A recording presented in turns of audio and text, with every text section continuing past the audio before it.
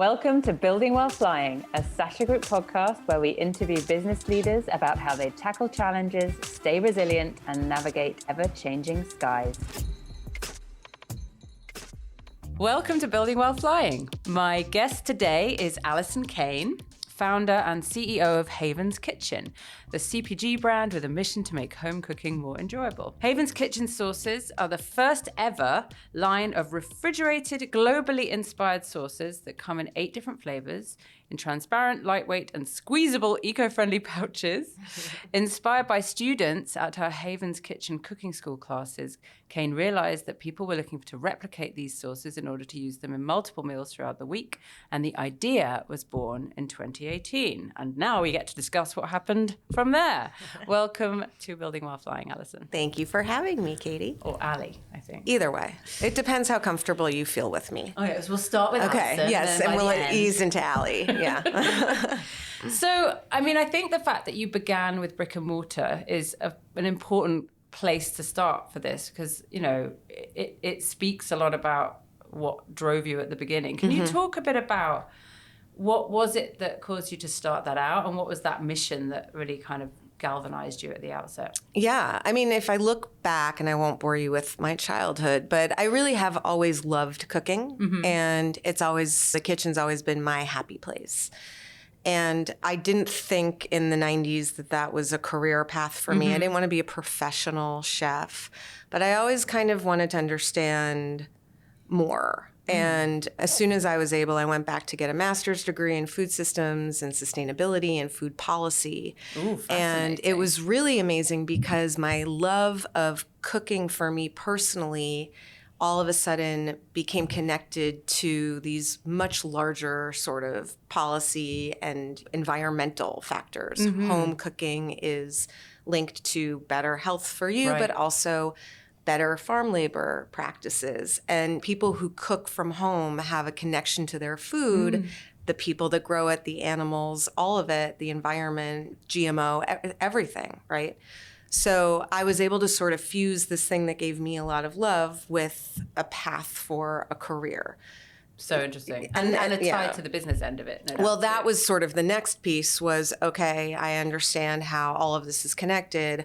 What do I do with that? And it seemed like I start teaching people how to cook. I mean, I that's all I could really think of to do. So, the intuitive beginning, yeah. So I opened a school in Flatiron, and it wasn't for chefs or culinary professionals. It was for people who wanted to make dinner and feel a little bit more confident and enjoy it a little bit more.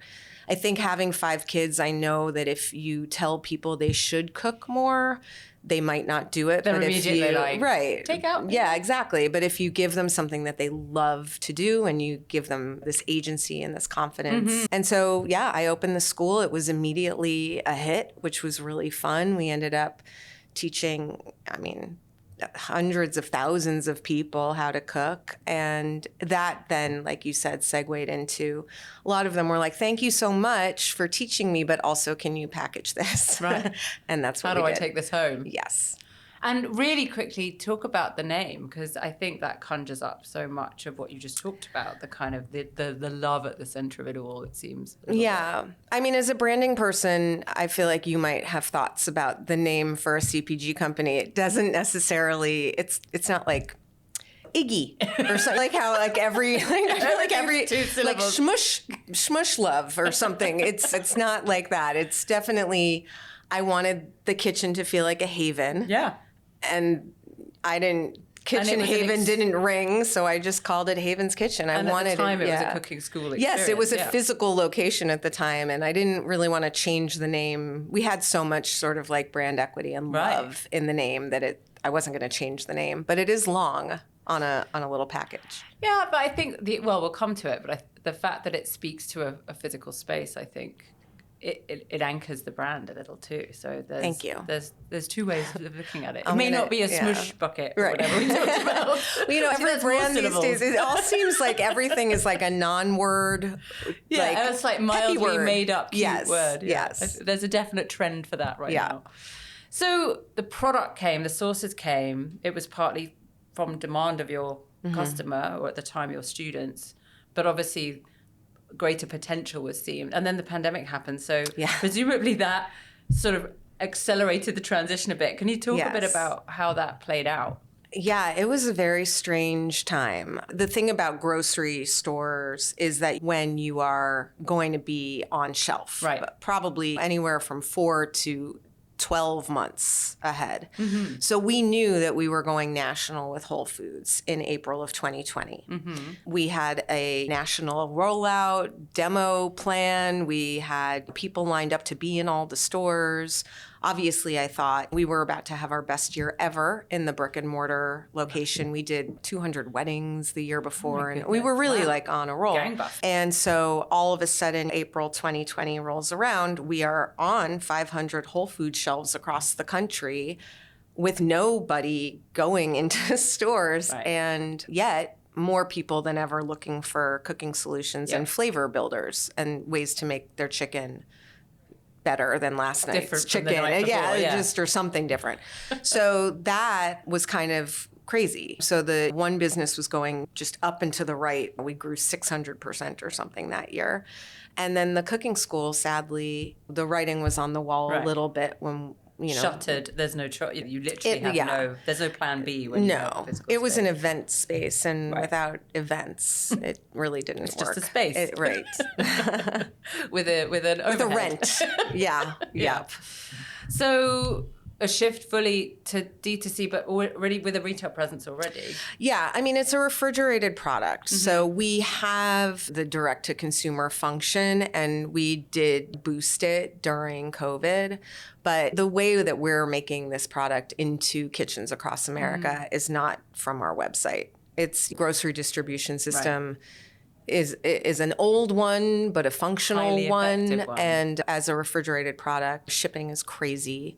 And there's a lot of packaging and all of that. So we were always a retail first, which has served us well now that a lot of digitally native companies are trying to figure out retail. Right. We have a lot of that kind of sorted for ourselves. And how does, like when you think about your customer, because there's obviously the original Haven's Kitchen home cook who came to the physical classes, and there's in the Venn diagram of your consumer, no doubt there's a bit of overlap, but I'd imagine there's a whole new customer. What have you learned about that? First of all, I am constantly surprised. I was at dinner the other night and a woman came up to me and she's like, I live in Providence and we buy your sauces because I took a class once in 2013. Like, I'm sort of surprised Loyalty, at the actual tentacles that the brick and mortar still has. That's and wonderful. I think, and again, no data, but I think that a lot of people who came to the cooking school over those 8 years did actually end up in the pandemic going to secondary and tertiary cities across the country and somehow or another spread the word. Why? I mean, Charleston, South Carolina is like our top 3 Whole Foods store. I have no idea why. A bunch of our lot actually moved to North Carolina, but yeah. Yeah, I mean, and so I do think there was a bit of a diaspora from New York and Haven's Kitchen, which is, so that I don't know what number that is, but I think we did a lot of things pretty well in terms of building that awareness. I don't know yet. I do know that the customer seems to be someone who likes to cook, wants to cook, doesn't have time to cook necessarily. I feel seen. Yeah, and it's not a Gen Z customer. It can be a Gen Z or it can be a Gen X, but there's something that grounds them sort of psychologically to, I know cooking is good for me. I want to feed myself or the people that I love. And I want it to be something kind of that makes me feel good. Yeah. And I'm not quite sure how to do that. I think as well there's a sort of insight in the idea of something that is a very simple but pre-made addition to your meal that helps completely speed up the process of cooking, but doesn't take away your home agency cook. and your exactly. And that is something we very much learned. It's funny, there were a few really big takeaways from teaching cooking for as long as I have. And at the cooking school, you started to see if you gave people sort of like a big head start and then they finished it off, the way that they wanted to. I'm going to add my flourish of, I'm going to choose between lemon and lime. Right. Whatever it is, they felt ownership. I made this. Yep. And it made them feel great. And we were like, oh, okay, people don't necessarily want to be mincing the herbs, but they do want to be squeezing that chimichurri over the chicken, and it feels like theirs. Yeah. And It's sort of like the charismatic moments of the meal are the ones that you want to own. yeah, and the Instagram-worthy moments of the meal are the ones you want to. And you also feel that you can authentically say that you made it because 100%. You did. Yeah, I think that's huge. And I mean, let's talk a little bit about how you were mentioning this before we hit record, but like this thesis about how this attitude to cooking has had to change. Now we're all back. Yeah, I mean, it's interesting. And again, I'd love your insights on this at some point too. Our challenge a little bit in 2018 was convincing people to cook. Mm-hmm. We make cooking fun, or we make cooking not so hard. And then all of a sudden, everyone was cooking, whether they liked it or not. And a lot of that has stuck. Right. People got over the hump of making a roast chicken or a pot of rice that is sticky. They know how to do those things now. And so they're kind of like, do I really need to order in? It's going to take just as long, and I can make this and I can feel pretty good about it. But what they don't necessarily have the time for or the bandwidth for is, what am I putting on top? Right. And like, what's giving it that flavor? Right. It's like that cognitive load of like, I know it's chicken. I know it needs to take 45 minutes to cook. I just need like a little knock over the edge. Or even I'm just speaking about my with the one decision. pot, you're having guests over. You need to make something. It's going to take 45 minutes.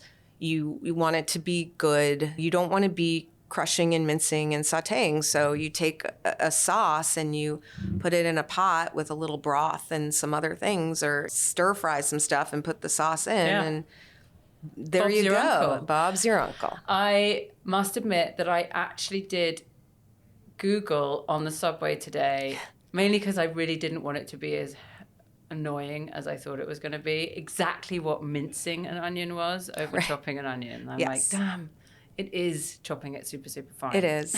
It's just, I don't mince or chop my onions. By the way, I would just like to say publicly, I don't understand why you care if it's a little square or like a little sliver. It's going to sort of melt away anyway. Right. So I feel better now. That's going to speed up don't knock yourself out tonight. Yeah, no need. So I know you and I talked a little bit about this when we first chatted about Haven's Kitchen, and I'd love to talk a bit about the fact that the brand began in a brick and mortar and really began in an experiential way and then became a product brand, and what that means and has meant for you in terms of how you've developed it. Like, where does that sort of show most, do you think? I think it shows most in, and I feel like this is obnoxious when people say this, but like in the humility of the brand. Love that. A lot of people who say they're humble are not. And I don't mean me in particular. I just mean that we never put ourselves as the hero of the story. There's a story, you're the hero. We're the sidekick or the Yoda. We're the one that has like the little toolkit that we hand you what you need at that moment. And because we were in service for so long, and because we had these people who came to us and said, I'm scared I'm going to hurt someone when I make chicken. Literally, you can't imagine how many people are terrified of undercooking chicken and killing people. We learned very early on that part of our job was to give them a product, but a larger part of our job perhaps was to give them sort of that little boost that they need to make the effort, to give them sort of like the boundaries so that they feel safe. And I think a lot of brands, for better or for worse, they're like, yay us. You can be a part of our brand if you use this and if you follow us. And here's our story. We've kind of come at it from a very different way. Like, our story is irrelevant if it's not making your life better, right? And that's what we learned day in, day out. Not just from the cooking school, but there was an all-day cafe in front. Right. And all of us have been baristas, and all of us know that when someone says, the scone is in whatever, they're reaching out for something. Yeah. Service changes you as a person, I think. And the brand has it built into our DNA. I love that. And I also think, going back to what we were saying about the name, by its nature, it plays into that. Almost like if the role of the brand is this sidekick that's sort of sitting in the back going, just a little bit more acid or whatever. You've got this. Yeah. And by humility, I completely hear that. And in a way, you're sort of welcoming everyone into the kitchen. Yeah. And then they're there and then they get to experience what you're up to. But you're not sort of like, if you were the sloosh, what do we call it? I don't know. I was trying, while you were talking, I was like, what was one of those names that I, right, exactly. Like immediately trademarked. Right. It's so memorable. Yes, clearly. But if we were something that was just purely a product name, you wouldn't necessarily have that immediate association. No, and I think, and that's a good point. And I think assets are liabilities and liabilities are assets. And one of the assets I think we have is that we don't say we're a condiment company because we're not. We're a home cooking company. We want you to feel like a champion. We're going to make products and we're going to create content that's going to help you feel really good. Yep. That's it. And sauce is just the beginning. Fresh sauce. From a content perspective, and I know you were saying that this is a super hot topic for you right now. Yes. I mean, I imagine that, you are also, first and foremost, have been an education brand. You taught people how to cook. And in some ways, there's double duty on education to happen here. Like, you've got to explain what the product is and like how to use it, and then also just the bigger picture of how to feel comfortable in the kitchen as a cook. How has content played a part for you in that, and what's your approach to content? So I would say that, to your point, we are fresh sauce in a pouch with flavors like chimichurri and romesco that maybe people haven't heard of. Why are you in the refrigerator? Why are you in a pouch? Where are you in the store? Because we're kind of category busting in the sense that, like, who's our buyer? Is it the produce buyer, the meat buyer, the dairy buyer, the vegan buyer? It's changing from store to store. Right. So there's consumer education about why is this in a pouch? What is chimichurri? And most importantly, how do you use this so it makes your life better, right? Yeah. It always goes back to that. The flip side is that because we are a cooking platform, essentially, we have eternal content that we can make. And we don't do content just about the products. We do content about choosing cookware and which turkey thermometer to use for Thanksgiving and how to store your herbs. And because we're not just trying to solve that meal, we're trying to solve what we know because we've been teaching cooking for so long. It's not just the act of cooking that scares people. It's what do I buy? How do I plan? How do I keep things from going bad? I don't know how to, all of that. I also think it's something we come up against so often as marketers on the Sasha Group side. If you are a brand that touches food in any way, the absolute go-to sort of low-hanging fruit content is recipes. Right.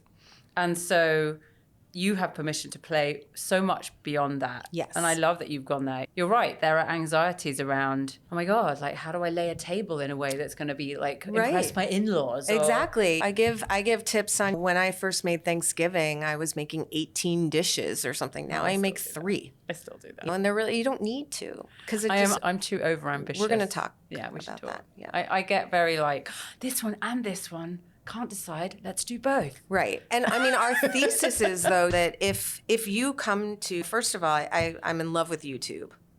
I'm just in love with it. And I'm in love with it because people go there to ask questions of the internet. That's literally how you find your way through the content. How do I make a chicken that isn't rubbery? How do I make fish that doesn't make my kitchen smell? Right. And if we can touch on those and become like a support system for people. And oh, by the way, we also have these products that will then be just like the topper on the cake for you.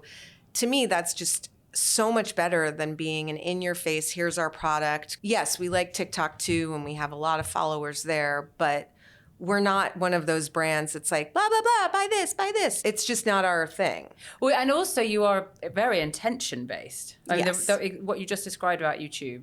People have a moment, they're searching for something, and like your content will be in service of that exact need. Yes. The beauty of TikTok is it's interest based and it guesses what you want, and you're doing well because the things you're telling people are like, I never knew that. That's awesome. I'm moving on now because I'm not about to cook a meal. Right. Those two things are both important. Right. The 7-second, oh my gosh, wait, that's how you cut a pepper? As opposed to the YouTube sort of like the whole kind of discussion about, I'm making a new kitchen and I need new cookware and I'm not sure if I need a Dutch oven because they seem cool, but what do I use it for? All of that. Like, do I get an Instapot and give up a whole chunk of my kitchen for life?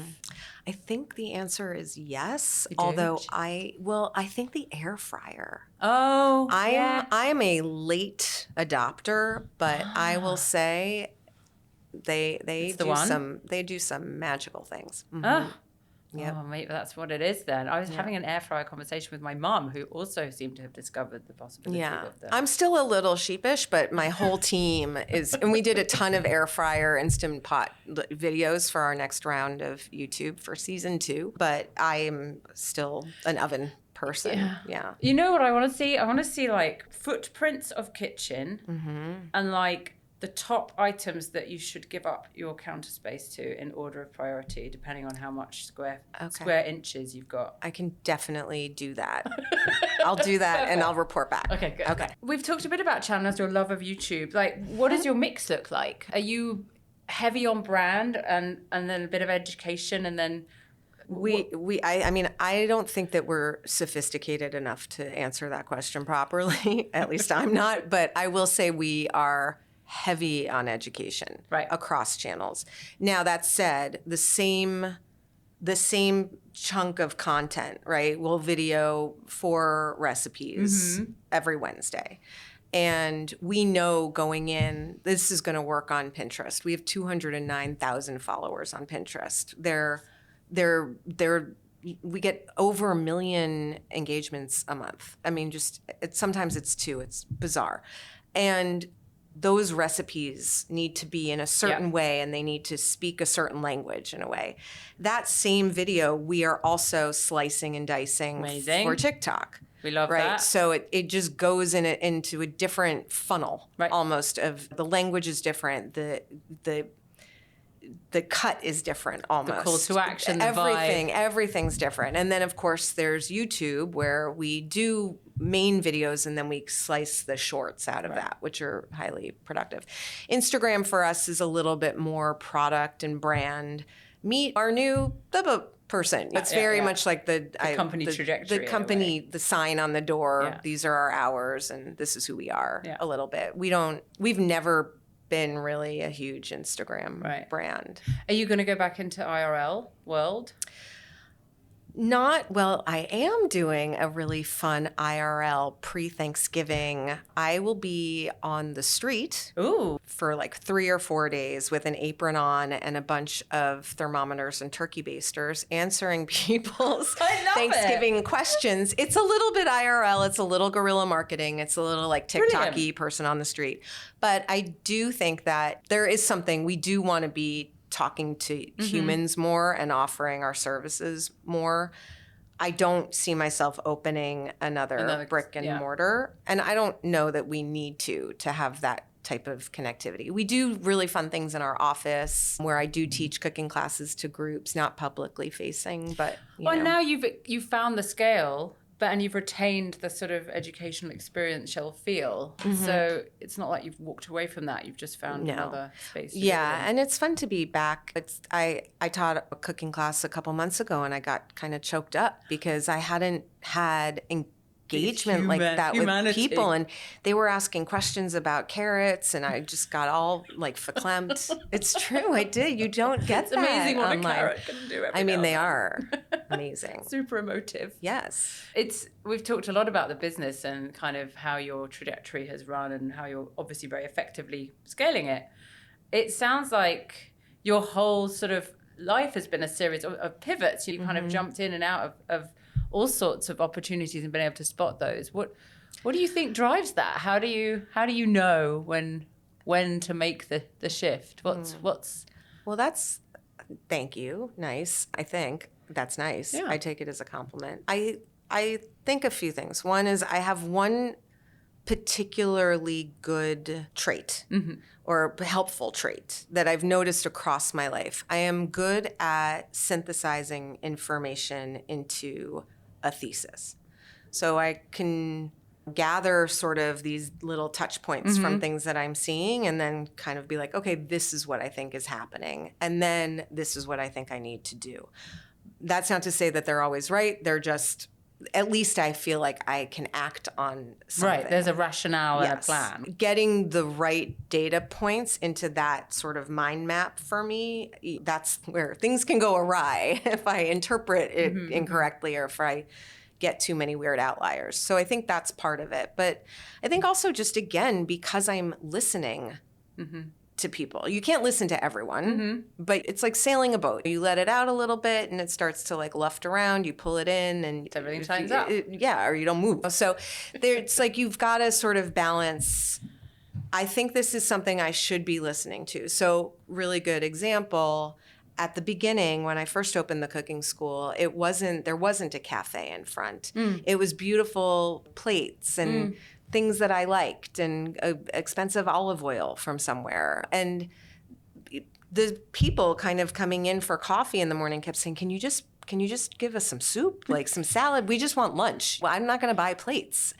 And it wasn't that. Sorry, I'm just not in the mood for crockery. They did, and they're like, I'm going back to work. I can't carry a porcelain, a Dutch oven. Yeah, or like a soup tureen. And so I was like, huh. And then I was like, okay, the people that I thought were coming to these classes, I thought it was going to be moms after drop off. It wasn't. It was like people at night before they went to dinner or dates or, and they weren't going home with stuff. So I just had to start to listen a little bit. And it's the same with the sauces. I discontinued my favorite sauce this year because it just wasn't doing its thing. It wasn't doing its thing. You mentioned you've got a kind of diaspora of Haven's Kitchenites. Yeah. And community has built up around the brand. For sure. And you are in social. How active are you and how are you kind of leveraging that community? And is that, you talked about listening as well. That must be a pretty valuable place to learn. Yeah. There are a few things that I do. Sometimes it's me and 3 people. Sometimes it's me and 40 people. But I do like to have a quarterly just sort of Zoom with me. We send it to our whole email list. That's about 50,000 people. Amazing. 3 people showing up might not make our metrics very good, but it's not everyone wants to hang out with me on a Zoom for half an hour. And I'm not cooking. Every once in a while, I'll ask about cooking questions and things like that. But I just check in. When I ask questions and what they're thinking about and what they need, and it's helping us with a product roadmap and everything. So it's there if they need it. And I think that's the thing about community. Everyone talks about community, but it's very push. Yeah, it is. Ours is very much like, I'm here, I'm going to be on this call. We are welcome. You can come, you can sit, you can pop in, you can pop out, but I'll be here. And if you want me, then, I'm available. And I think that makes people feel like they're part of something. There's nothing asked of them. They don't have to perform in any way. And I think that that's a big piece of it. I think on social, we try to be as personable as possible. I don't want to necessarily be the face of the brand. I don't think that's a position that puts us in a good position, I guess, for an acquisition later on, and I don't really need to be. That said, there are a bunch of faces of the brand, and our YouTube channel, for example, is just like a bunch of different people that work at Haven's, and we're just talking about the way we cook and our favorite recipes. So I think that creates a sense of community too. I think that there are probably more ways to do real life activations again. But I think there are a lot of people who feel very protective of the brand and connected to it. I think, we spoke to an early stage another food brand recently for the podcast. And one of the things their founder was talking about is the early customers that come across you early on and they know that you're at a beginning point in the journey, or they've experienced a bit of your pivot. Yeah. And you've opened the kind of the aperture enough that they can see that you're real people, like trying to make a go of it. Yeah. It engenders so much more For sure. loyalty and appreciation than just like, oh, it's a brand, it's cool, I like the product, it's convenient. And they can sniff authenticity. Right. They really can. There's so many like, hi, I'm Jane, and when I had a baby, there's my venture capitalist. Exactly. Oh, hi. So I think, consumers are so smart. Yeah. They know. And so I think, like I said, I don't know how many people are out there in these other cities saying, oh my gosh, that's where I took a class this time. And that's a real thing. You can trust them and spreading the word. But whether they're doing that online or they're doing that IRL, I believe it's happening. And I think it's something that has propelled us probably that we don't even understand the magnitude of. Yeah. So what's next? I'm going to suggest two. Haven's Kitchen in the Multiverse. Oh my. Or Haven's Kitchen's first deep line of cookware, I guess. So you've kind of already gone down that track. So we're staying in food. I am there was some like virtual shopping thing in the metaverse that I was like, I don't even know. Multiverse. I mean, I've gone even further into the world. I was like, I think we can be there, but I don't even know what that means. So we had like a little like stand and a pouch, and I don't even know. It was something kind of. The younger people did that. No, I think we have a lot of grocery store categories that we can go into. There is no real brand for the modern home cook. There's no Betty Crocker or that feels contemporary. That feels contemporary, right? So yes, we started here. We built some brand equity. It was a really nice sweet spot to go into because it's not a particularly crowded space, refrigerated sauce called chimichurri.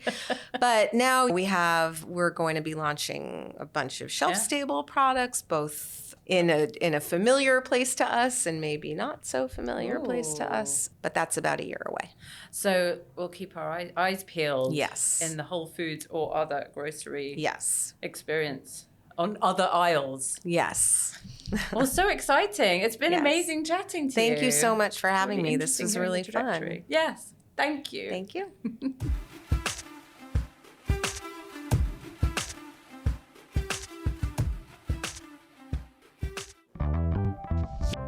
Thanks for joining us for Building While Flying today. I hope you learned as much as we did. We'll meet you right back here next time for another flight.